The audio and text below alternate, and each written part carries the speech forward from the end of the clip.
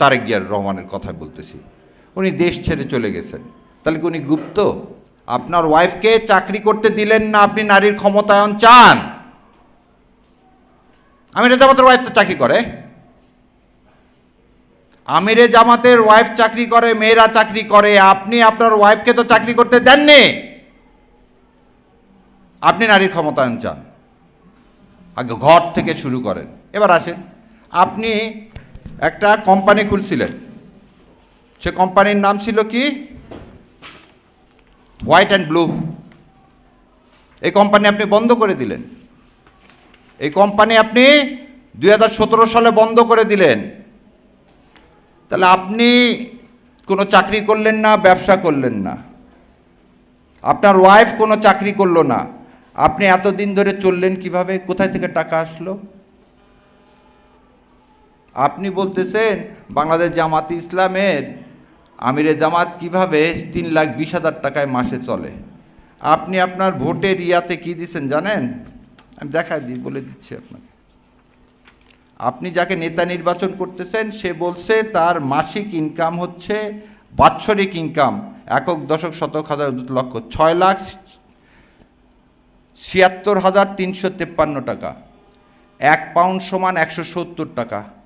6 লাখকে যদি আপনি 170 টাকায় ভাগ দেন, কত পাউন্ড আসে? 3,000 পাউন্ড। 3,000 পাউন্ডকে আপনি যদি 12 দিয়ে ভাগ দেন, কত আসে? 400 পাউন্ড। 400 পাউন্ড লাগে খালি একটা রেলের টিকিটের দাম। তারপরে খাইলেন কি বাতাস থেকে? তাহলে আপনি এমন নেতৃত্বকে নির্বাচন করতেছেন যে হলফনামা করে বলে দিচ্ছে অসত্য তথ্য।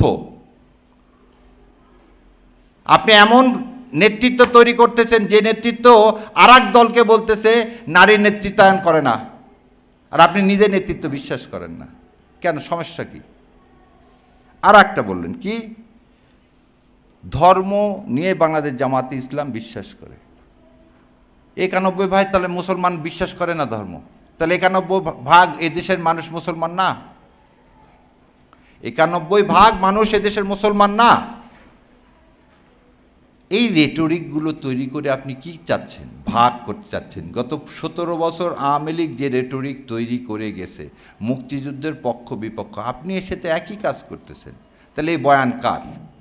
এটা কি হাদির স্বপ্ন ছিল?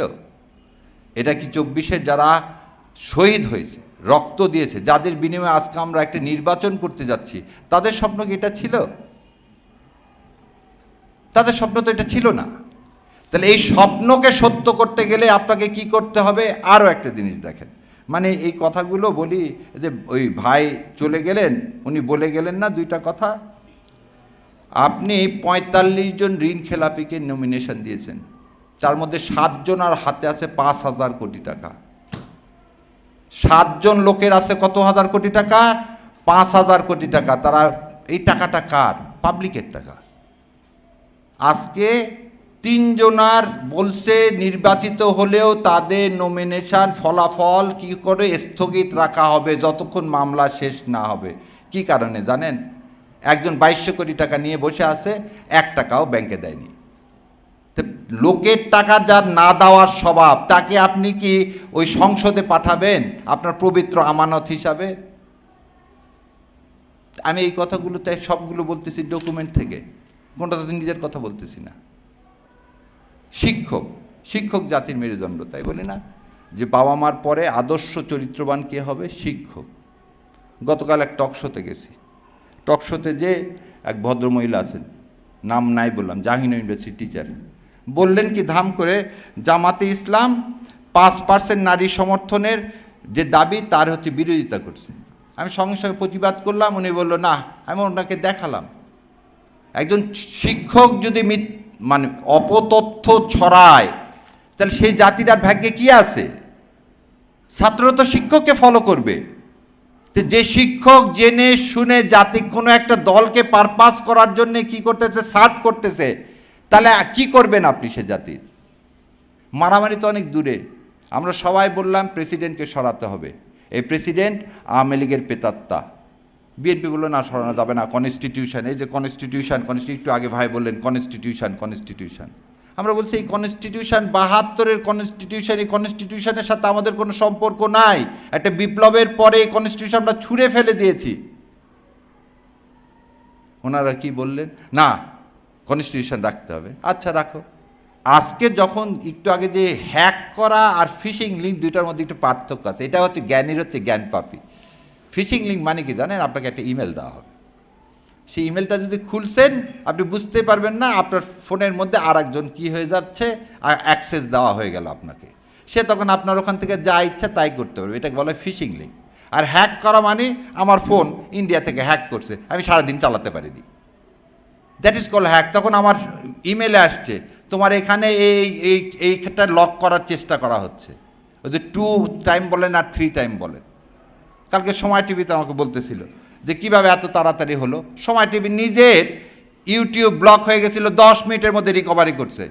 আর ওখানে উপস্থাপক সুন্দর মতো ওটা চেপে যে। তার মানে কি, ইসলামের পক্ষে আপনি মিডিয়া, ইসলামের পক্ষে শিক্ষক, ইসলামের পক্ষে রাজনীতিবিদ, ইসলামের বিপক্ষে কে, পুরা ইনস্টিটিউশন। একজন রাষ্ট্রপতির ওখান থেকে একজন লোক কীভাবে ফিশিং লিঙ্ক তার ইমেল থেকে পাঠায়। এবার আর একটা দেখো অপতথ্য, একটু আগে যে বড় ভাই বলে, উনি তো ডাক্তার মানুষ, বললেন আওয়ামী লীগ আর যাই করুক জিয়াউর রহমানকে নিয়ে কোনো বাজে কথা বলেননি। এই কনস্টিটিউশনের মধ্যে বলে দিছে, জাতির পিতা, আমি পড়ে দিচ্ছি ৭৭ নম্বর পাতায়, জাতির পিতা বঙ্গবন্ধু শেখ মুজিবুর রহমান স্বাধীনতার ঘোষণা, পঞ্চদশ সংশোধনীর মাধ্যমে। হঠাৎ করে তাদের কাছে আওয়ামী লীগ ভালো হয়ে গেল জামাত ছাড়া। আর জামাত ইসলাম কি বলছে, রিভল্ট করা মানে কি? কর্নেল ওলি বলছে যে আমি প্রথম হচ্ছে রিভল্ট করছি, জনসভায় বললেন। রিভল্ট আর স্বাধীনতার ঘোষণা একজন বলছিল স্বাধীনতা মানে শেখ মুজিব, এখন আপনার নতুন আর এক ইয়া নিয়ে আসছেন, দুদিন পর শুনতে পারবো স্বাধীনতা মানে আর একজন। এই তথ্য সন্ত্রাস করে আপনি চাচ্ছেন কি নির্বাচনটাকে বিঘ্ন করতে। এবং কেন আমার মা বোনকে আপনি আক্রমণ করতে চাচ্ছেন? কেন আক্রমণ করতে চাচ্ছেন? মা বোনকে আক্রমণ করতে চাচ্ছেন আপনি এই কারণে, যখন দেখলেন আপনি আপনার সমর্থন বাংলাদেশ জামাতে ইসলামের বেশি। সো আপনাকে যদি ভালো ইলেকশন করতে হয় ভাই, তাহলে প্রথম সহনশীলতা, বয়ান তৈরি করা বন্ধ করেন, সহনশীল হন। বাংলাদেশ জামাতে ইসলাম কোনো বয়ান তৈরি করেনি। আর আপনার একদিকে একটু আগে বললেন না 4 দলীয় জোটের, যেমন বলতেছে মেয়েদের প্রার্থী, আপনারা আপনাদের জোটের মেয়ে প্রার্থী দিয়েছেন, জামাতে ইসলাম জোটেও মেয়ে প্রার্থী দিয়েছেন। হঠাৎ করে কেন আপনাদের মনে হলো যে জামাত ইসলাম মেয়ে প্রার্থী দেয়নি? এনসিপির মেয়েরা তাহলে মেয়ে না? জোটবদ্ধ হয়তো রাজনীতি এবারে হচ্ছে ভোট, তাহলে 11 দলীয় জোট কি মেয়ে প্রার্থী দেয়নি? এই মিথ্যাচারের ইয়াটা কি? শেরপুর বললেন কি সামনে বসা নিয়ে। আচ্ছা ধরে নিলাম জামাতের সবাই খারাপ, সামনে এসে টুপি পরে বসে দেয়, তুমি পিছনে বসলে কি সমস্যা? তোমাকে ফজরের নামাজ পড়তে মানা করছে কে? ফজরের নামাজ পড়ে আসনি কেন? ও আমি ফজরের নামাজ পড়ে আসবো, এটা আমার অপরাধ। আমি ঘুম থেকে উঠবো 12টার সময়, তারপরে আমি আসবো ওখানে, আর আমার জন্য জায়গা ছেড়ে দিতে হবে। কিছু কিছু মসজিদে দেখতাম যায় নামাজ ফেলে দেওয়া থাকে। আমি একদিন যায় নামাজ ফেলে দিয়েছিলাম। দয়া করে আল্লাহর ঘর দখল করেন না, কখন উনি আসবেন সেজন্য আগের থেকে ওইখানে জায়গা দখল করা হচ্ছে এসির মধ্যে। তো দয়া করে এই দখলের কাজগুলো বন্ধ করেন। আর এই দখলের কাজ যতক্ষণ করবেন ততক্ষণ কি করব, আমরা প্রতিবাদ করব, চিৎকার করব। এই দখলের কাজ ইন্ডিয়া করে যাচ্ছে আমার দেশটাকে দখল করার জন্য, এই দখল করতে দিব না। সো আপনাদেরকে এর চেয়ে আর বেশি কিছু বলার কিছু নাই। প্রথম জিনিসই বলে দিলাম, আমি আর আমার আমিরে জামাত নিয়ে যে ফিশিং লিঙ্ক নিয়ে কথা, এগুলো কারা করছে, কে নোংরামো করে আর যাই হোক, নির্বাচনে ভালো করতে পারবেন না। আর বারবার বলে দিছি, নির্বাচনের না, সব কিছুর ফয়সালা আল্লাহর হাতে, আমাকে কাজ করতে হবে। আর জান্নাতে কে যেতে চায় না জানি না, টিকিট বিক্রি হচ্ছে আমি জানি না, আমার পকেটে এখনও নাই, কেউ থাকলে দিয়ে দেবেন, কিন্তু আমি জান্নাতে যেতে চাই। সারা বছর ধরে নামাজ পড়বো, আল্লাহ যা যা বলছে তাই মেনে চলবো, জান্নাত পাবো এই আশা করেই জীবনের শেষ দিন পর্যন্ত বেঁচে থাকতে চাই। আর যে করতে চায় না সেটা তার ব্যাপার। আর এইভাবে রাগ করে একটা অনুষ্ঠানে এইভাবে বলা উচিত না কার বাবা কি, এটা শিষ্টাচার না, এটা শিষ্টাচার না, এবং বলে চলে যেতে হয়। আর এনসিপির যে ভাই বোনেরা রক্ত দিছেন, আমাদের হাদির গায়ে ময়লা পানি দিছে, তারপর বলছে আরও পানি দাও, কোনো সমস্যা নেই। সো আল্লাহ আমাদের সবাইকে ধৈর্য দেওয়ার তৌফিক এনায়েত করুক, সৎ বোঝার তৌফিক এনায়েত করুক। আর সৎ পথে থাকলে ইনশাল্লাহ এই ইলেকশনে যে আসবে তাকে বাধা দেব। বসে কিন্তু থাকবো না, লুট করতে আসবো, বাধা দেবো, যেখানেই দেখবো সেখানে প্রতিহত করব, কারণ ভারতের আধিপত্যবাদ মেনে নিব না। এই জন্যই বলা হচ্ছে এবারের সংগ্রাম আমাদের আজাদির সংগ্রাম। এই নির্বাচন হচ্ছে আজাদি, এই হাঁ ভোটটা হচ্ছে আজাদি, না মানে গোলামি। আপনি আজাদি চান না গোলামি চান? আমরা আজাদির পক্ষে। আল্লাহ হাফেজ। আসসালামু আলাইকুম রহমতুল্লাহ বরকাতু। ইনকলাব জিন্দাবাদ। ধন্যবাদ ভাইকে। এই পর্যায়ে আমাদের কারণ শাহরিয়ার ভাইয়ের বক্তব্যের পরে কিছু আর বলার থাকে না আসলে, এবং শ্রোতার ধৈর্যেরও মনে হয় চ্যুতি ঘটবে আমার কথা শোনার ক্ষেত্রে। একটা মনোবেদনা নিয়ে আজকে আসলে এই অনুষ্ঠানে এসেছি। আর তো মাত্র নির্বাচনের কয়েকদিন বাকি। তো এই নির্বাচনটা হওয়ার দরকার ছিল। আগে প্রাতিষ্ঠানিক সংস্কারগুলো, জুলাই বিপ্লবের যে আকাঙ্ক্ষা, সেই আকাঙ্ক্ষার নিরিখে প্রাতিষ্ঠানিক সংস্কারগুলো করে তারপরে এই নির্বাচনটা। এবং একটা পর্যায়ে এমন একটা পরিস্থিতি তৈরি হলো, যারা এই কথাটা বলল তাকে সন্দেহের চোখে দেখা হলো,